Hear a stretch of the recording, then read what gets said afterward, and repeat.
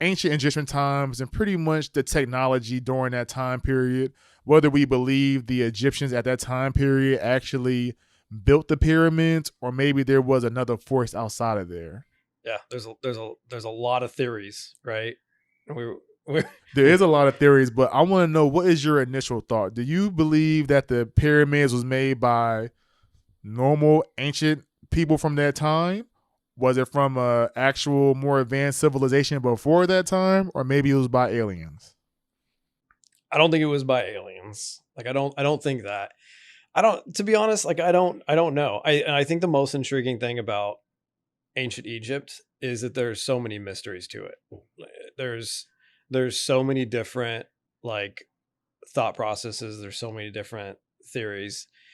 You can line up, 20 different experts and have them give 20 different explanations and not one of them are probably even going to have 20 similarities. It's all over the place.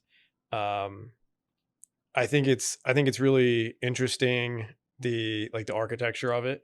I think one thing for sure, whether it was the Egyptians or a different civilization before them, whether they're 4,500 years old or 45,000 years old, like whatever it is, they were utilizing a level of like technology and knowledge of our solar system, and not just the solar system, but like the Earth in itself, right?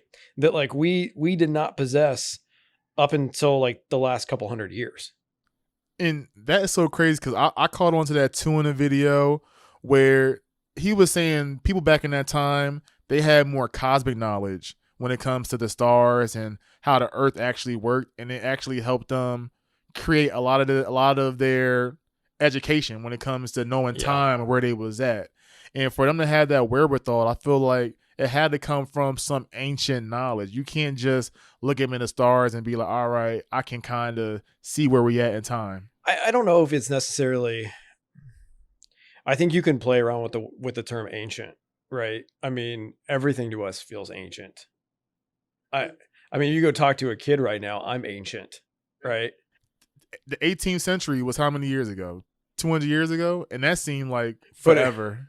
but but there's people who are alive today that were born in the 19 early 1900s, 1900s, yeah. you know. So like when you think about it, when you really think about like history, like when I lived in Georgia, I knew people who were alive, whose grandparents fought in the Civil War. Like that's like It's when crazy. like we think of things as being ancient. We think of things being like super far back in history, but in reality, when you think about the generations, I think that like there's two completely different like trains of thought, and I think when you look at the timeline from like a biblical standpoint, where you have this theoretical like timeline back to creation, right? Then even then there's a lot of holes, right? Because you have these timelines of like you can follow the timeline of like this person was the father of this person and this person lived to be X amount of years. But like in the early days, these life expectancy like, people were living 4, 5, 600 years. So, okay, so you saying that brings. I'm gonna let you finish your thought. Are you? Because you saying that kind of brings some different things to me. Because going back to the whole Egyptian conversation, uh, I sent you a video of a podcast called Flagrant. It's of two comedians. One is called Akash and one is called Andrew Schultz. They're actually very popular when it comes to their comedy realm. But in this podcast, they try to get more deeper when it comes to some of their subjects. So they did have somebody on by the name of Ben Van Kirkwick, and you said he was a roadie for who? I know at one point he was a roadie for Metallica. So for Metallica, and this dude like has a bunch of knowledge when it comes to Egyptian times, how pyramids was made, Oh, like an immense amount of immense amount. historical knowledge. Like the video, I'm gonna put in my description. The video was like legit, like 3 hours. I only got Yeah. through the first hour and a Yeah, half, but I learned so much in that small amount of time. And he was saying about how even with the Pyramid of Giza, that's like one of the few pyramids we actually explored. He was like, a lot of Sure. pyramids we haven't explored yet. And he was just like, a lot of times people get so caught up in what they see in front of them, how the pyramid goes up, but they don't even see about what's beneath them, about how like we haven't fully excavated. we have even excavated to get all the information. Yeah. So he was saying a lot of people think these tombs are burial grounds for like ancient Egyptian kings, when he was just like, that's not even, there's no real evidence that shows that. So you going back to saying like, you ask a billion people that know about Egypt to explain it, you might get a million different answers. And there's so many theories to support. And real quick, I'll say that like, I think there's a lot of conspiracy theorists out there who are very knowledgeable on, and I hate the word conspiracy theorist, and we can talk about that later, but like there's a lot of individuals out there that will like talk about theory on Egypt. This guy literally has done his research. I mean, he had, I mean, to even really like nailed down like the timelines and historical facts. I mean, he's clearly an expert on the subject. I think what's interesting is that like, there is this theory, right, that it's like, oh, these were built as tombs. That's like the common theory that like, I mean, they even teach you that in school, right? But like, it doesn't make sense. I mean, the timeline that you're talking, like some of these pharaohs that were buried in these pyramids were only in their 30s. So, all right, you hit it right on the head. So when it comes to the structure of some of these pyramids, I looked up how long it took to make like the Pyramid of Giza, and it said it was about 20 to 27 years. And those theories are all over the place. I saw multiple things. It's like 27 years, over 100,000 people took to actually make the Pyramid of Giza. I think even that figure is like if you're working 24 hours a day or something. Exactly. Like that. And they're saying now it took 20 years, but it was only 20,000 people. But regardless if it does take 20 years and your life expectancy is like 30 or even 40 at the max during that time, it's like, so you really are looking for the next life. Cause I guess that was important back then. I guess the tomb was the passageway for the gods, and it was also like the beginning of their afterlife, because they didn't believe that death was the end. But like the pyramids, it's not just a couple of like random structures in the middle of the desert, right? Like the pyramids are intentionally aligned, and it's the world's oldest like like gated community. I mean, it's like an HOA. I mean, they've got like these design streets that go from like one pyramid to the next. Everything is aligned. It lines up to the Sphinx. I mean, it was like What's good, family? This episode was sponsored by the media team at New Jersey Watch Blog, New Jersey's #1 platform for entrepreneurs and independent artists. If you want to learn how to grow your audience organically, please reach out to this team at www.weonjerseywatch.com. Thank you. Let's grow together. Resort, but I mean, it was a master planned community. I don't think that you do that preemptively the moment a pharaoh is born and say, oh, this pharaoh that we know nothing about yet is a baby, is going to get the largest pyramid because they're going to be so great. It doesn't make sense. Like it's far too preemptive and just like subjective to just say that like we're going to start building pyramids as burial sites for a pharaoh that we know nothing about yet. We know he will be pharaoh, but we don't know anything about this. We don't know how great he'll be. We don't know if he's worthy of a great pyramid. We don't even know if he'll treat us well or not. And I don't know. I mean, I guess certain like civilizations and certain cultures are far more comfortable with death than I think we are here in like Western countries. But like, do you look out every day and you see the construction of your own tomb and you go like, wow, we're making great progress, boys. Keep it up. But don't you think the conquerors back then was way more, I wouldn't say crazy, but what they was way more intense when it comes to the worshiping of themselves?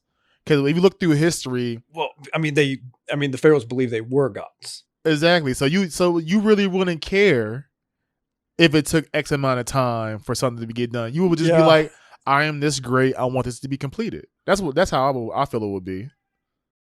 I don't see it. I think whether the Egyptians built them or not, I think that the pyramids were built.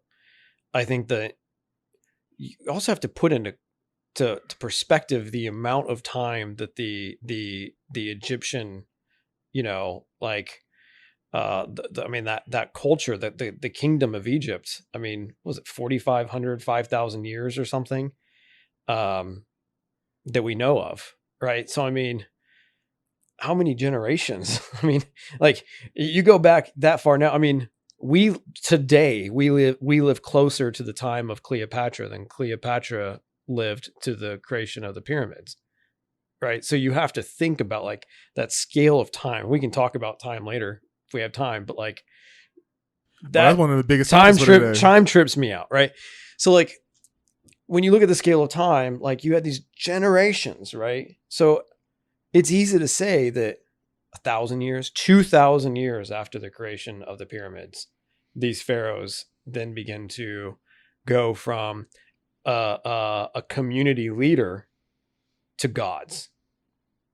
And once they had ascended to becoming gods amongst their people, then there was only one logical solution for burial. You can't just go put a god in the ground, right?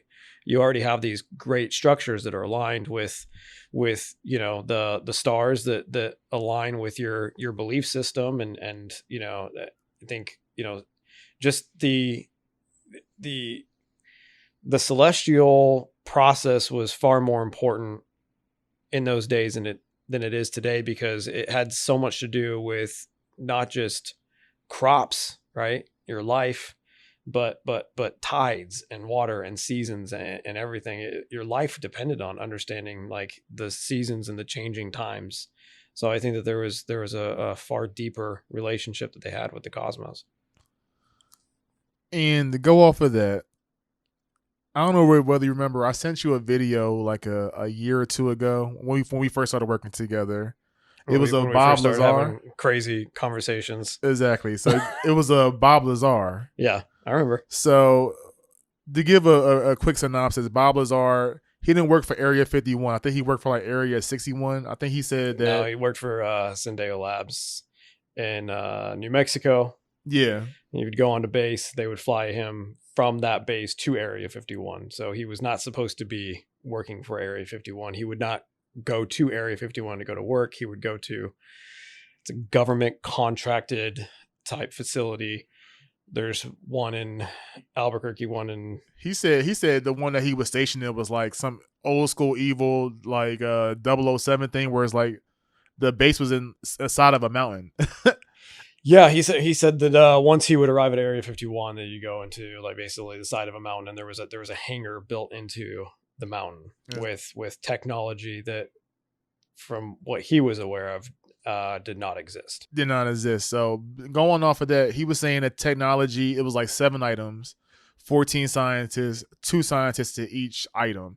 And he was saying the items were found thousands of years ago, but the technology was so advanced that nobody could comprehend it. They were just trying to comprehend it. Yeah, he was I believe he was an engineer. He was brought in to like reverse engineer, basically like how do we recreate gravity. It was for gravity. So pretty much he said like the item he got was like a orb, but he said the only way it would turn on whether you put something on top of it or below it. I forgot how he said it, but he was like he said that they couldn't really understand it yet, manipulate it. According to him, manipulated gravity. Because he was saying that if you can control gravity, then you have the power of God. So pretty much you can put gravity around your fighter jets. If somebody shoots at you, it just bounces off. Gravity is the God factor. I mean, you can't even explain. Scientists can't fully explain the Big Bang Theory, because where does gravity come from? The Big Bang does not create gravity, but the formation of the planets is not possible without gravity. So you have this void, and out of this void there is this explosion, and then without the presence of gravity, then that's all it ever is. It's just an explosion. But it's gravity that starts to pull these particles together and create mass. And that starts to become planets, and then that starts to become solar system, so on and so forth. Like our planet does not exist without gravity. Gravity is the God factor. Gravity is the piece that like nobody can explain. Gravity is the piece that like there's a million theories out there, most of it like scientific, and but none of it is like conclusive. Like there's people out there who be like, oh yeah, no, this is the mathematical equation behind gravity, but you can't explain, you still can't explain and like bring conclusive evidence to like the existence of how did gravity exist prior, and was gravity like was gravity the result of this massive explosion. And I think that's a piece of what they've tried to create in Germany, right, with the super collider, whatever that thing's called, crashing the atoms in. And there's a whole theory about that, about how we're currently living in the apocalypse right now.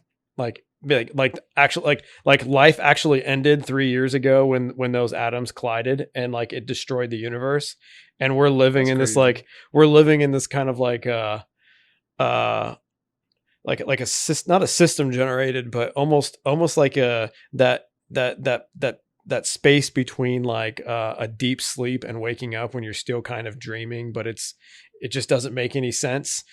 And like we're living in this kind of like non-reality reality, like as the universe has just imploded as they smashed these molecules together and essentially created like a sun that just wiped out the universe. But the idea was to create and harness the power of the sun. What is the sun? I mean, the sun is just it's just pure gravity.